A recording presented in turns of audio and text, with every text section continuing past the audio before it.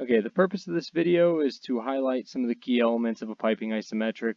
So we're looking at a piping drawing for the very first time. We're not concerned about dimensional data, and we're not concerned about elevations and coordinates or where we're located within a package of prints. We're just trying to figure out what's happening. We're trying to picture this thing in our mind's eye. There's a few things that we can look at very first. We're not going to concern ourselves with the drawing number yet or the bill of materials quite yet. We're just looking at what's happening with our pipe runs and what takes place between them. So starting from one end of the drawing, the first thing that happens on our drawing here is we've got a fitting. Okay, we've got a butt weld at each end of the fitting.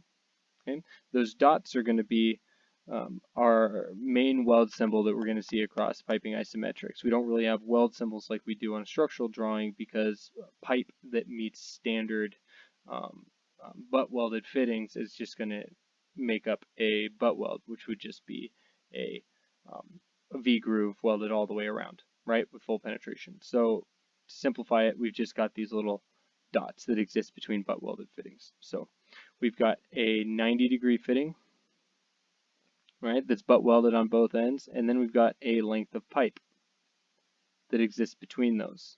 Okay, so they're separated out so that we can identify later on when we're doing our takeoffs exactly how long our pipe needs to be cut to fabricate the drawing, okay, or to fabricate the assembly as it's shown on the drawing. So working from one end to the other, like we were just talking about, we've got a 90 that's butt welded on both ends, a run of pipe, okay, another 90, and then a run of pipe, and then another 90, and so on and so forth. Another run of pipe, another 90, and a run of pipe that goes off into infinity.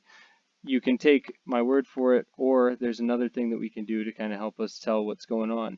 We've got a 90 right down here,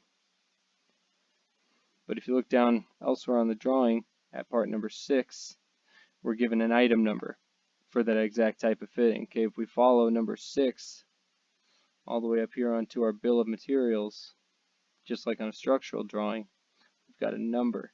That number 6, like we were looking at, that's a 6-inch elbow, 90-degree long radius. It is butt welded and it's standard wall. Okay, we were looking at fittings and we were looking at runs of pipe. If we look on here, we've got another item number that's pointing directly to a run of pipe, remember, between two fittings. Okay, so that's everything that's taking place between this 90 and this 90. We've got a number 1. That's our item number.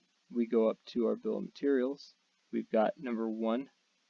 That's a 6-inch pipe. That's our grade, material grade, standard wall. Okay, so that's a standard wall pipe that's getting butt welded to a standard wall, 6-inch elbow, 90-degree long radius butt weld. Okay, so we can kind of trust our eyes a little bit with what we see happening here on the drawing, but sometimes these isometrics can be a little tricky. Tap back. Get rid of all this nonsense on the page.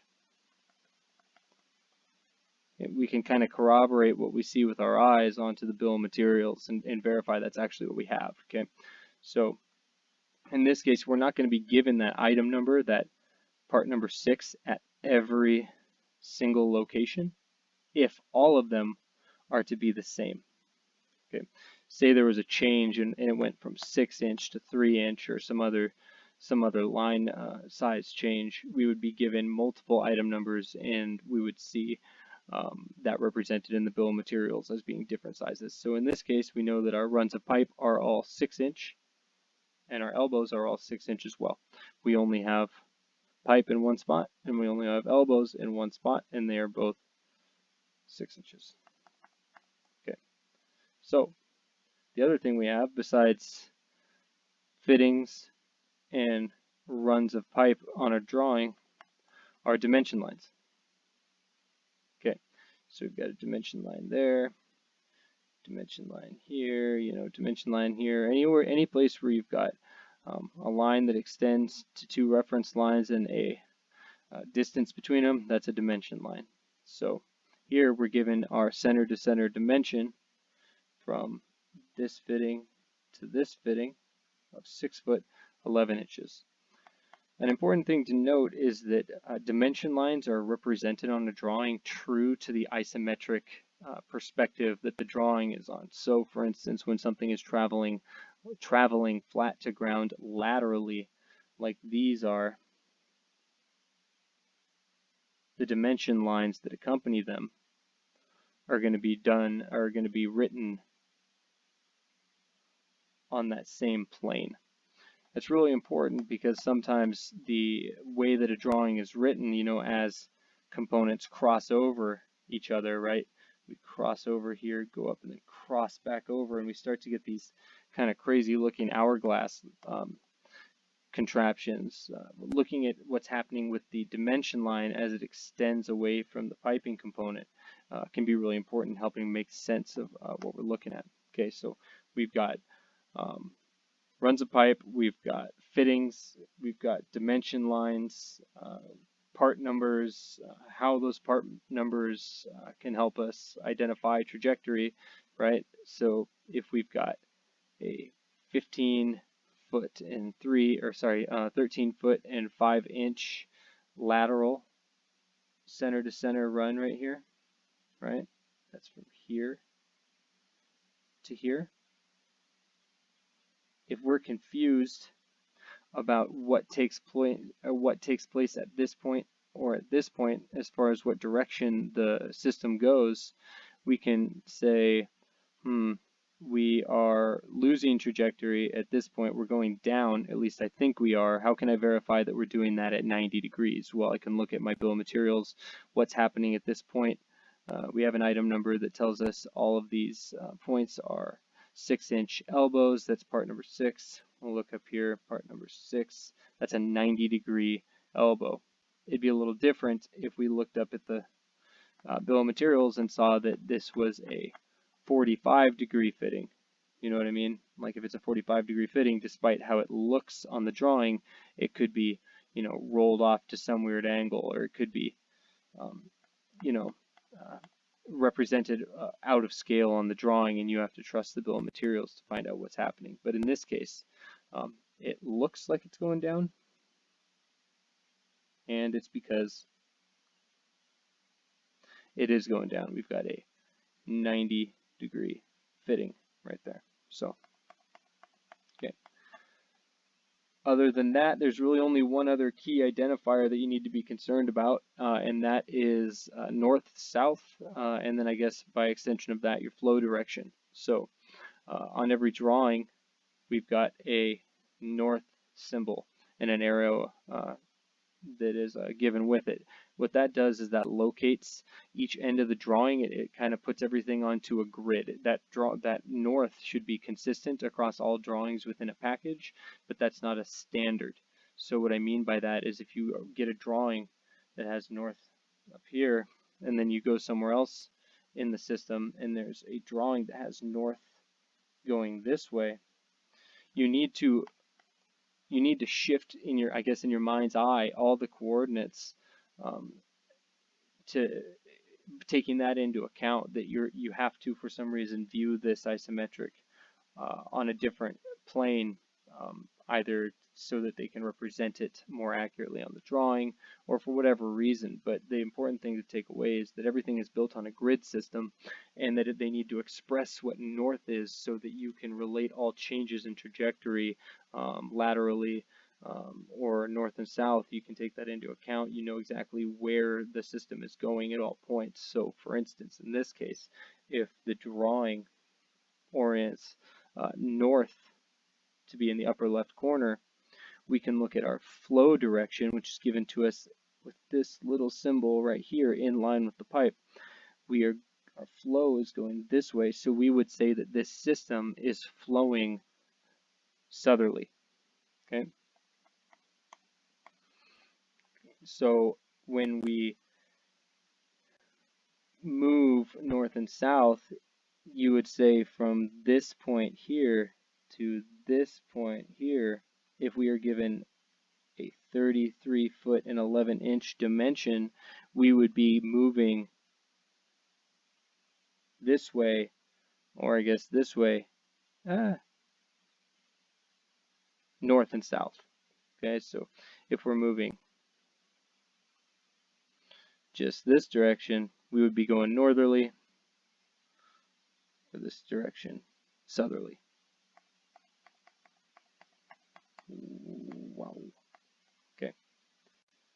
So last point, beyond all that, is we do have boundaries to this drawing. It does begin and end at very specific points. Those points are called continuations. You would, because we know where our north and south ends are, we have a north continuation and a south continuation. In this case, we end northerly at this point. You can see that we have a 90-degree fitting with these broken lines that shoot out northerly. Okay, once the line breaks right here, that's the point at which our drawing ends. Okay, that's a continuation. You can see right here it's abbreviated for continuation C. We've given two different things. This is a line number. Okay, this is our drawing number. We're looking at only our drawing number for this example. Okay, so our north continuation, right? We're looking north. This is the north end of our drawing. Our north continuation extends from the drawing number that we have for our print, the 210 or 21-0-2185-1. It extends onto 21-0-2185-2. Okay, so it grows sequentially northerly. You'll notice that on the south end, we have a continuation as well. It ends at part number 7. You see how this component right here is given to us with our dashed lines, our broken lines. Okay, at part number 7, which if we want to take a look at and identify, that's part number 7 up here on our bill of materials. We can see that part number 7 is a 6-inch flange that is going to be a slip-on 150. We can talk about that a little bit later, but if we want to identify what it is,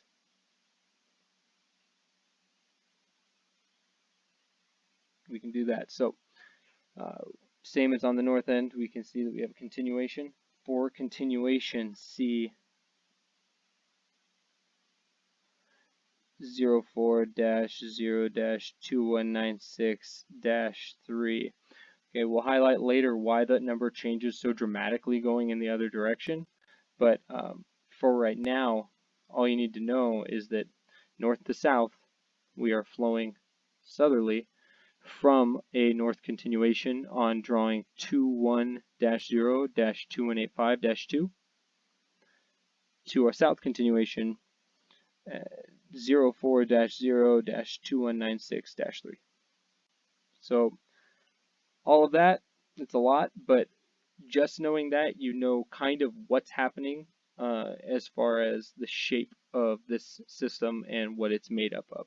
We got 6-inch standard wall pipe and fittings.